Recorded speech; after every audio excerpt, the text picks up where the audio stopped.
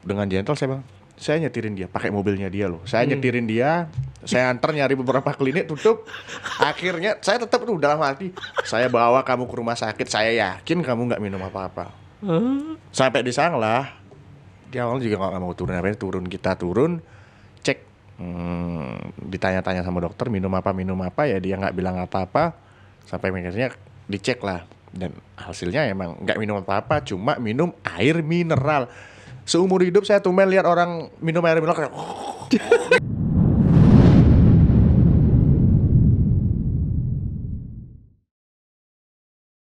Oke, Hari Ulangun. Heboh lagi Hari Ulangun. aduh. Tragedi kemarin malam si bot Becil nyoba bunuh diri dengan minum air mineral. Gimana ceritanya itu? Air mineral bisa bikin mati. Oh. Gimana nih ceritanya, Bro? Ya, Ini jadi berarti kemarin ada drama bunuh diri atau gimana itu, Bro? ya katanya jadi si Labil itu mencoba bunuh diri dan meminum sesuatu begitulah. Katanya. Ya kan ditelepon. Jadi ada yang nelpon temannya. Enggak, kronologinya gimana itu kemarin? Oh ya kemarin habis kita apa namanya? Setelah kita Ya podcast. kita podcast dan diskusi di sini kan kita apa namanya? Kemarin saya kan, jadi ceritanya kan kemarin kita podcast iya, bersama mantannya si bocah Labil ini. Iya betul. Oh. Nah, habis itu kan sampai jam berapa itu? 9 apa 8 ya? Jam 9. Jam 9 malam. Kan kita pulang kan? Iya betul. Sekitar jam 10 lebih dikit aku udah di rumah nih, tiba-tiba lihat WA. Nah, itu kejadian setelah berarti jam 10 ya? Iya jam 10-an lah. Jam setengah 10 itu lah ya. Iya. Nah gitu, kemarin kita podcast kan. Nah setelah diskusi dan pengalaman yang diceritakan itu kan, ingat nggak kita nyimpulkan beberapa hal. Ada kemungkinan orang ini bakal datang gitu kan, ingat kan. Nah makanya abis dari sini podcast, saya di sana lah istilahnya standby untuk jaga-jaga hal yang nggak saya inginkan kan gitu. Yaudah kita ngobrol di sana sama mantan si Labil ini, sama seorang lagi, kita 3 orang di sana duduk. Tiba-tiba ada chat masuk. Jadi ke salah satu dari kita tuh ada yang ngechat dari si Labil. Kamu udah nganterin mantannya dia ke kosnya dia? Iya. Udah ngobrol di sana? Iya Sama? udah. Sama dia dan sama ibunya. Bertiga? Ya bertiga di teras. Di teras Iya. kosnya itu? Iya. Nah terus? Tiba-tiba ada chat masuk bahwa lihat, pokoknya secara umum ya, ternyata kadek itu maksudnya mantannya dia ya. Ternyata mantan saya dan ibu ikut bersengkongkol menjatuhkan saya, begitulah intinya. Kemudian ada bahasa, enak ya lihat kalian duduk bertiga ngobrolin saya di teras, begitu. Berarti kan, berarti dia di sini nih, begitulah kita kan. Oh, keluarlah kalian Jadi, bertiga. Yang kadek dan ibunya tetap di sana, di antara. Oh, bro aja yang keluar ya, sendiri. aku keluar nih nyariin di mana dia. Terus karena ada informasi mobilnya hitam, mereknya ini bla bla bla. Ketemulah seberang beberapa rumah gitu, ketemu ada mobil itu, dan saya ketemu satu orang di sana dan saya ingat banget itu siapa. Dan wah kamu ya gitu kan, junjunganmu mana, idola saya mana gitu loh, saya kangen sama dia, di mana dia gitu. Saya nggak tahu, saya naik Gojek ke sini, udah disuruh ke sini, katanya dia lagi berantem sama pacarnya bla bla bla. Terus saya nanya, itunya mana gitu loh, idola saya mana, sungsunganmu mana gitu loh, junjunganmu mana gitu.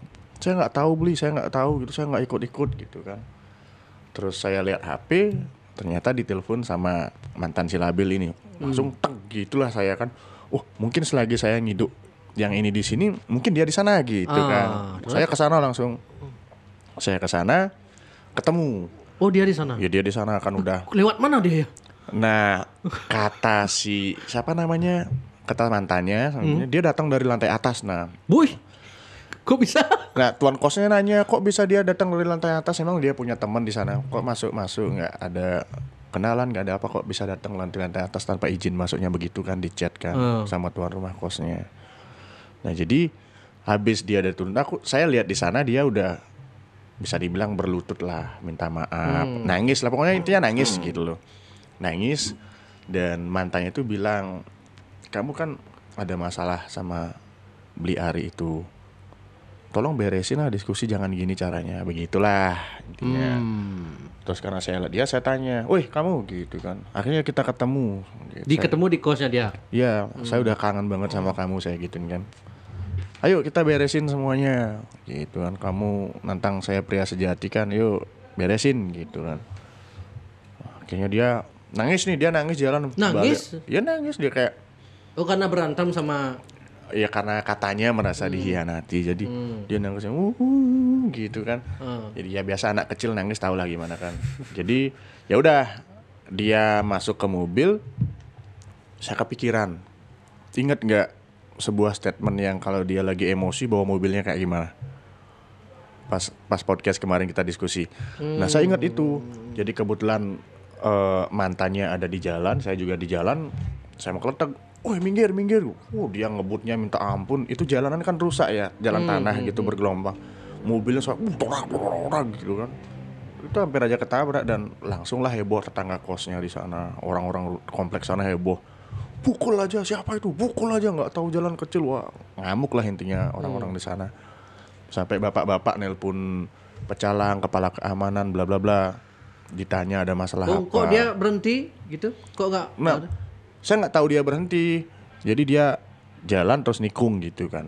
Tiba-tiba 5 menit lagi dia nelpon. Temennya nelpon. Kontaknya dia yang nelpon, tapi yang bicara temennya.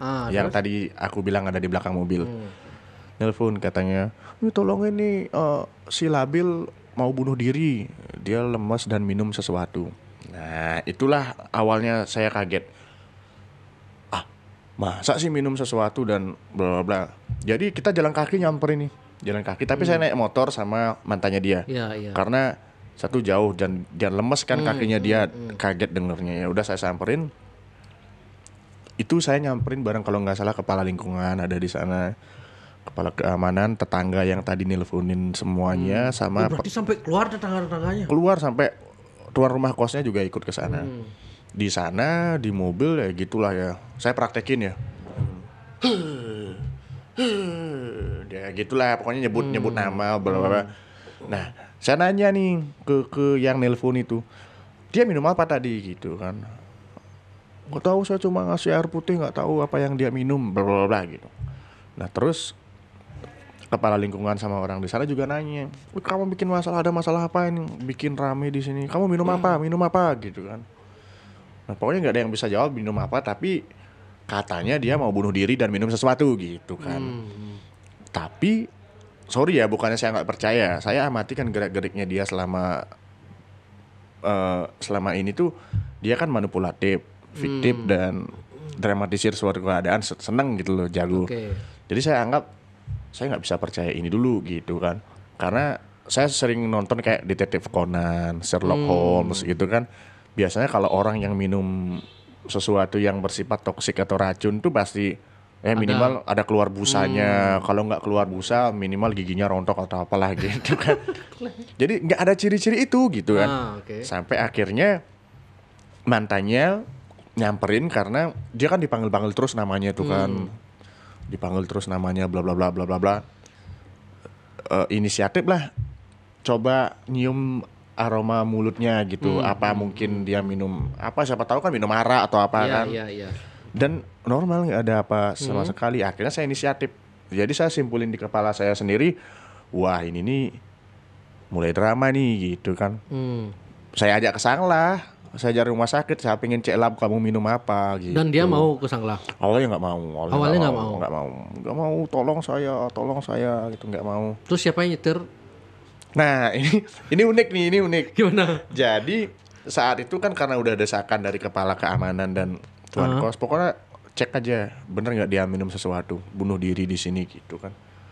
Karena nggak ada yang bisa nyetir, dengan gentle saya nyetirin dia, pakai mobilnya dia loh. Saya nyetirin dia, saya antar nyari beberapa klinik tutup. Akhirnya saya tetap tuh dalam hati, saya bawa kamu ke rumah sakit, saya yakin kamu nggak minum apa-apa. Sampai di Sanglah, di awal juga nggak mau turun, kita turun, cek ditanya-tanya sama dokter minum apa ya dia nggak bilang apa-apa sampai akhirnya dicek lah dan hasilnya emang nggak minum apa-apa cuma minum air mineral. Seumur hidup saya tumben lihat orang minum air mineral kayak gitu apa gitu loh. Makanya kau buat story itu. Ya makanya saya nanya kan ini emang air mineral bisa bikin mati gitu loh. Jadi itu. Nah ini lama kita masuk rumah sakitnya tuh lama. Saya di sana kalau nggak salah sampai jam 3. Di rumah sakit dia masih kejang-kejang. Masih kejang-kejang. Dia gitu kan.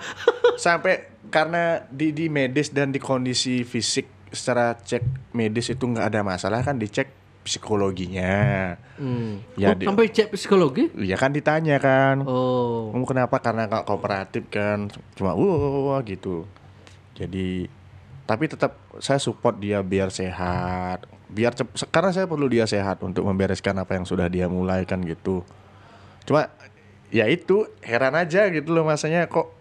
Sampai jam berapa bro di rumah sakit kemarin? Saya kalau nggak salah pokoknya saya sampai di tempat saya nginap itu sekitar jam 3:30 jam 4 itulah. Buset, sampai dini hari? Iya kan dimintain keterangan sampai sama dini dokter. hari itu dia masih gitu? Ya masih katanya. Terus akhirnya karena nggak ada masalah di medis dan dia nggak kooperatif juga ditanya psikologi, keluarga minta diajak pulang aja gitu. Akhirnya dia pulang. Orang tuanya di sana kemarin? Nah pas kemarin orang tuanya datang. Oh pas sudah di rumah sakit? Pas sudah di rumah sakit orang tuanya datang. Orang tua bapaknya atau keduanya? Keduanya datang. Terus bro diajak ngobrol? Ya diajak ngobrol ada masalah apa ya. Saya bilang gini. Terus orang tuanya juga bilang, aduh saya gimana lagi ngasih tahu ya dia, soalnya saya nggak pernah tahu masalah dia apa gitu, susah dibilangin emosinya begini begitu. Orang tuanya bilang begitu? Ya orang tuanya bilang begitu. Terus orang tuanya minta kalau bisa selesain baik-baik ya begini. Saya cuma bilang Pak, saya selalu pengen nyelesain baik-baik, yang penting anak bapak bisa ketemu saya diskusi gitu aja. Jadi saya juga nggak mau libatin siapa, tapi karena dia melebarkan semuanya ke sana kemari kan harus saya luruskan itu aja. Oke, berarti gara-gara lihat, berarti poinnya gara-gara kemarin dia lihat story-nya bro berarti ya. Berarti kalian saling follow berarti ya? Enggak. Kayak gini. Ada nang lapor, screenshot dikirim ke dia gitu. Bisa jadi atau dia juga punya fake account. Kalau saya sih gentle, saya dengan pakai makanya akun. kemarin kok itu wah, Yaring upload di kene kengkennya nih. Aku di waktu aku pulang kemarin tuh udah perasaanku udah nggak enak, bro. Iya. Waduh, Yaring uploadnya toleh ting wocah label. Dia gimana nih gitu. Aku pikirin kan keselamatan si mantannya itu kan. Kok berarti kau udah siap menjaga dia gitu. Tapi kemarin rame kok di sama-sama rame gini. Kan sesuai kesepakatan ya kita akan jamin keselamatannya. Banyak kok orang di sana jagain dia. Bahkan sekarang itu tuan rumah kos, kepala lingkungan semuanya itu udah mengultimatum kalau orang itu datang lagi bla bla bla gitu. Jangan sampai dia bikin masalah lagi. Semoga dia berpikir ya.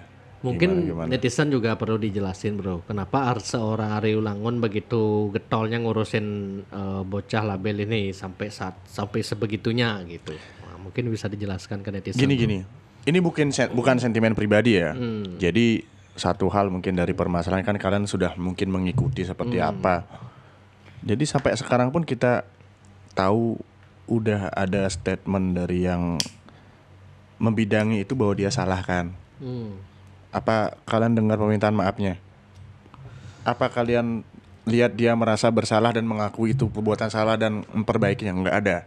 Malah dia makin mengorbankan orang lain, makin begini, melebarkan ke sana kemari sampai kayak fitnah bapak saya atau apa gitu. Jadi ya udah gitu loh, kamu nantang saya, ya udah saya ladenin. Sampai ke akar-akarnya saya akan telusuri semuanya, gitulah jadinya. Terus sekarang keadaannya dia gimana kabarnya bro? Ada info? Katanya infonya dia belum sadar. Belum? Katanya belum sadar. Tapi saya yakin kalau untuk kondisi fisik bla bla bla dia tuh nggak apa-apa dan kan cuma minum air mineral. Kalau psikologi pun saya rasa nih it's fine. Karena pelan-pelan kalau saya amati skema yang dia lakuin kan, buat saya dipukul dulu, terkesan dipukul, kemudian saya menjadikan itu sebuah keuntungan bagi dia kan gitu. Yang saya amati nih, karena ujung-ujungnya ini udah mulai ketebak alurnya. Kelak nanti pas ada yang nanya, kasihan lu anak orang kamu sampai bikin begitu, kasihan lu anak orang sampai kamu bikin begitu, kan begitu nih. Sekarang kita kembali lagi podcast yang kemarin kita bahas, sampai bagaimana anak orang gara-gara dia. Kan dia katanya punya prinsip karma, kenapa nggak anggap semua ini sebuah pembelajaran untuk dia?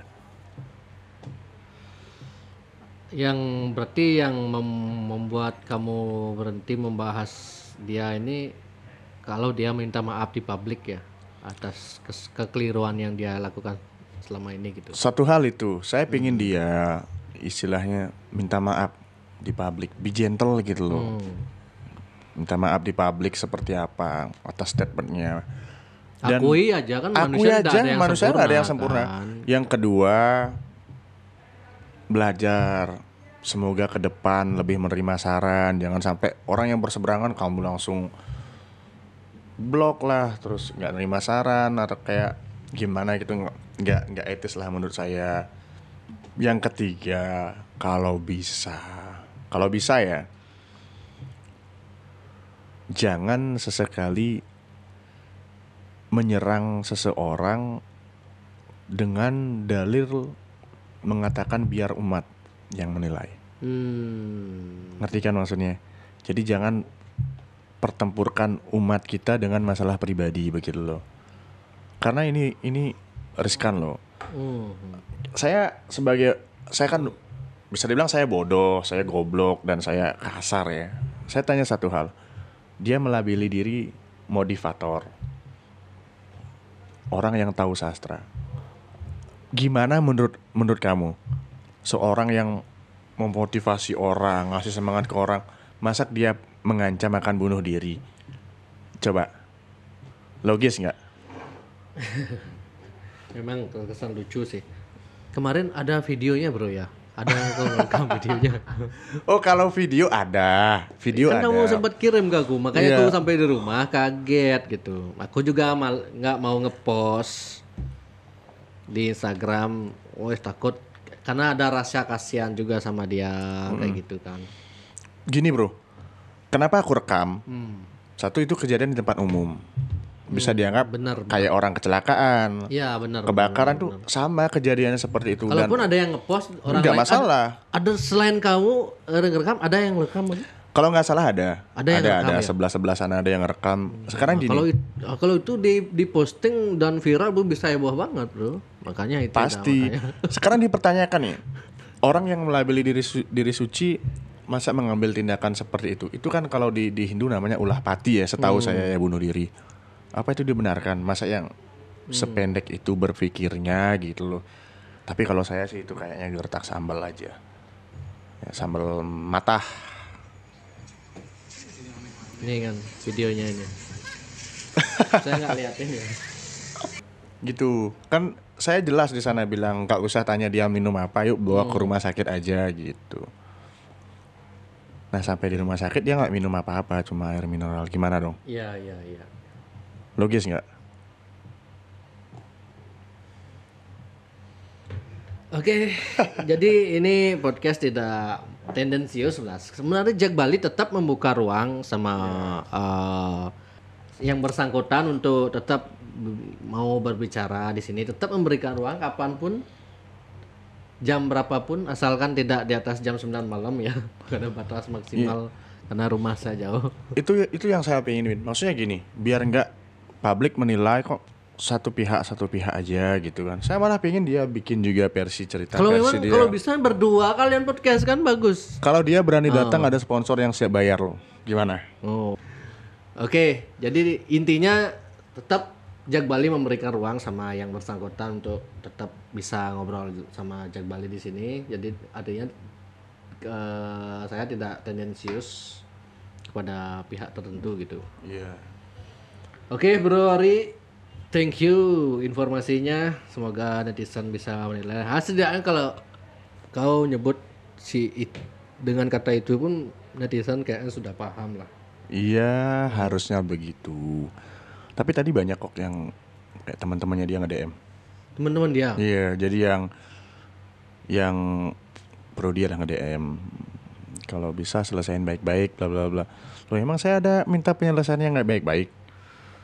Ya kan dari awal saya minta datang diskusi kurang baik apa. Oke. Oke Bro Ari. Segitu aja dah kita bahas ya, tipis-tipis aja. Kok jadi rumit jadi masalahnya? Bayangin loh, dari podcast percobaan bunuh diri, medianya air mineral itu astaga. Ya kecuali tadi ada yang komen lucu kan. Saya lihat kecuali itu diminum. Mungkin nggak dia orangnya bunuh diri beneran gitu nanti Bro. Setiap kemungkinan pasti ada ya. Tapi menurut saya sih enggak. Menurut saya sih enggak. Harusnya dengan kapasitas orang Ya, spiritual seorang harusnya kan lebih punya terus pengendalian diri lah. motivator harusnya lebih bisa memotivasi diri untuk dengan catatan kita juga tidak mengharapkan itu terjadi kan gitu. Saya nggak pernah mengharapkan itu terjadi. Malah saya antar dia ke Sanglah dan saya bilang di sana, saya butuh kamu sehat. Iya, iya. Iya kan? Oke Bro Ari, next time kita ketemu lagi.